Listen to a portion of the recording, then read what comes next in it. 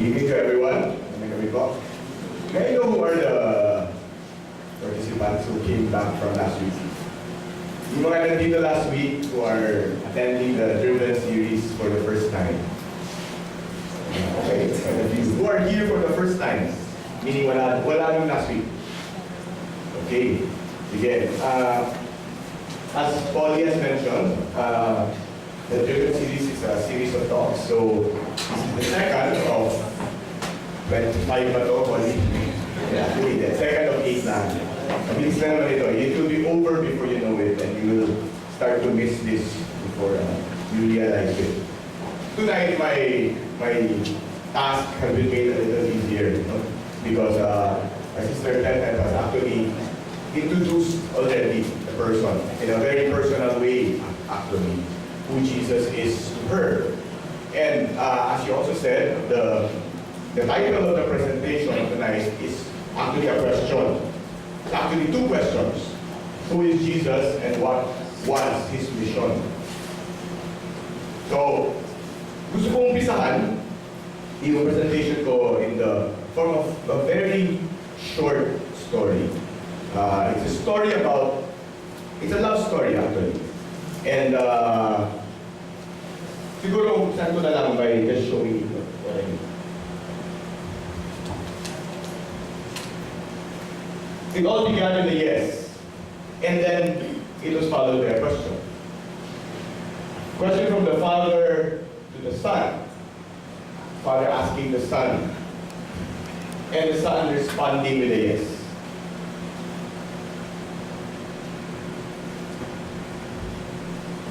With the son's yes, the father told the son, I need to send you there. I need to send you to this world that I have created. This world that was very good, but is no longer so. The world that is filled now with a lot of violence, a lot of hate, and a lot of greed. It's a world which allows children to go hungry, people to remain poor, people to be indifferent. It's a world that allows a lot of inequality. It's a world that allows a lot of hate. So the father tells the son,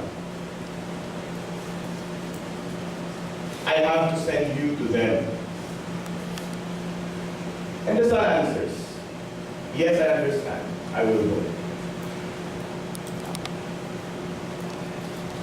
That story actually sums up our love story. Our love story with this great God.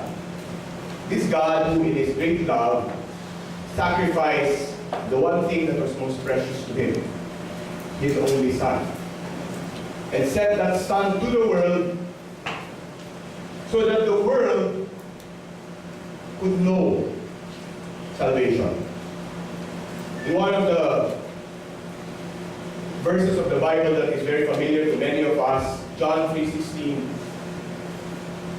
John the gospel writer says, for God so loved the world that he gave his only son.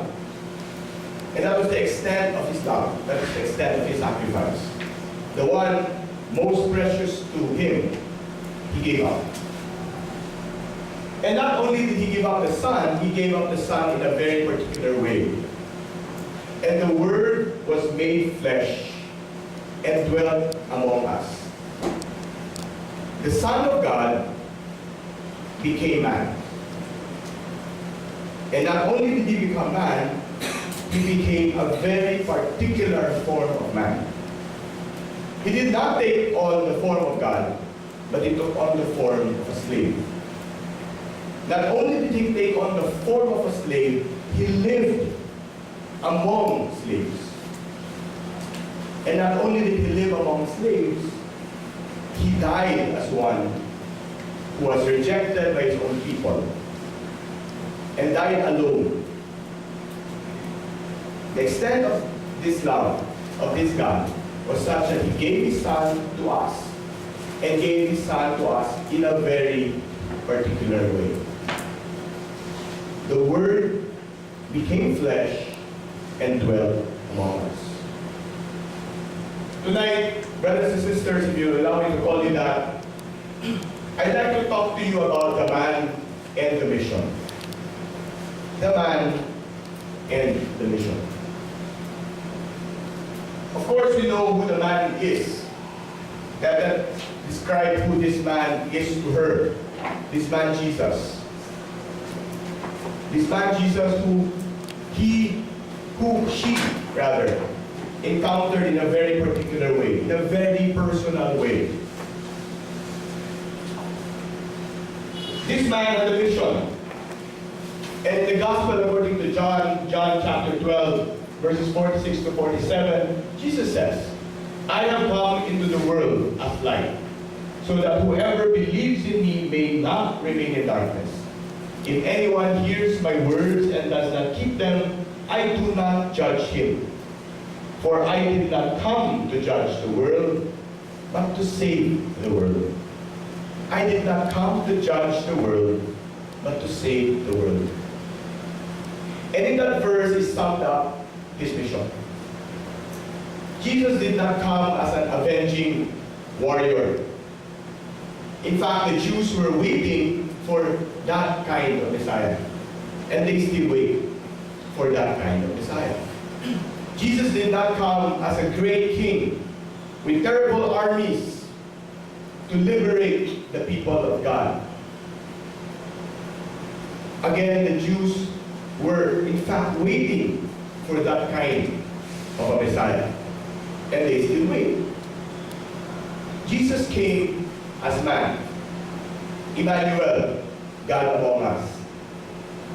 And God's word to his people was, you will have a king in your midst. You will have a king in your midst.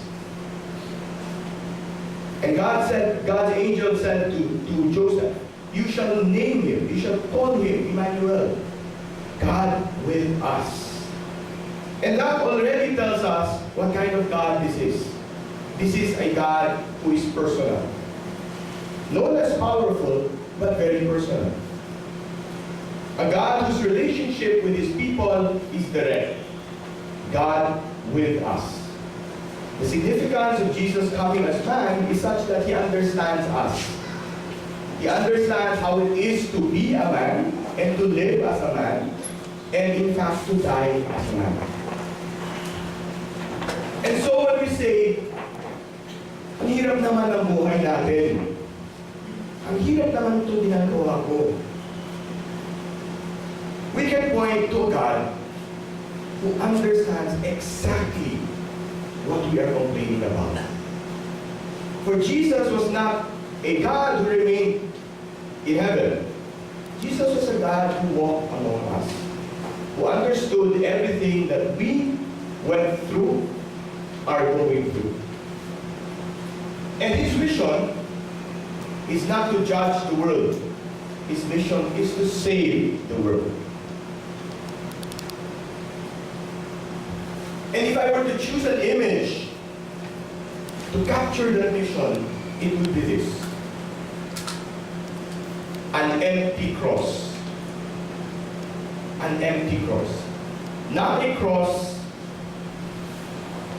with a person crucified. An empty cross. Why? Because no longer is he dead. He is alive. During this time of Easter, it is good for us to reflect on that other aspect of God's love.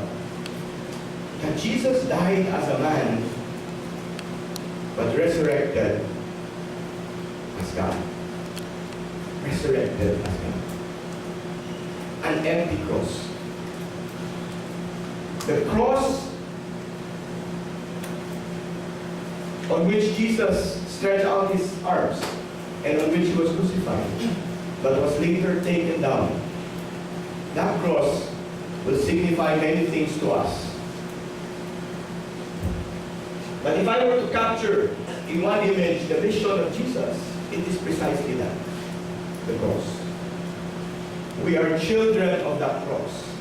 Because by that cross, salvation has come to us. In the first book of the Bible, Genesis, we are familiar with the account of how God made everything. From the waters, to the flowers, the plants, the birds, the fish, all the wild animals, until He created man. In His own image and likeness, He created man. And after that, God pronounced judgment on all He had created. He beheld all He created and He said, "It is very good." It is very good. So God's creation started out as very good. For in fact, God could not possibly create something that was not of His nature. And God's nature is goodness. God's nature is love. But what happened to that creation that was very good? Sin came along. And we're again familiar with that account in Genesis. When the serpent tempted man, both man and woman. When the serpent tempted man to eat of the fruit of which God had forbidden, the fruit of the tree of knowledge. And because of that, man was driven from paradise by God. Man was driven by paradise from God. And that started the whole separation. Because of sin, we are no longer in paradise. Our first parents, Adam and Eve, were driven from paradise because of the temptation of the serpent and the sin they committed. So the legacy of sin is actually that chasm, that gap, that bridge, that distance between man and God. Such that man can never go to where God is. Because of sin that prevents man from going to God. But God's answer to this is the same throughout the history of mankind. God's answer is the same. Love. His answer has been consistent. He wants to be reconciled with His people. And if you read the accounts of the gospel, of the Bible, from the Old Testament until the last book of the New Testament, Revelation, God speaks with the same language. That's the language of love. And that's why it's significant that the first presentation for the Driven series is really a presentation about love, about God's love. Because God responded to this legacy of sin by simply loving His people. Why did He call Abraham and make him the father of nations? So that His people could have a heritage and an identity. Why did He call Noah and save him and his family when the great flood came? So that His people could be preserved. Why did He rescue Moses, Aaron, and all of the Israelites from the Egyptians, bringing them through the Red Sea, promising them manna, delivering manna from heaven? Why did God do that? Because of His great love for His people. Because of His desire to be reunited with His people. A reunification which was made impossible because of sin. And if we recall what happened in the desert, kung naalala natin yung mga readings ng Holy Week, di ba? Ang pinag-uusapan na naman doon,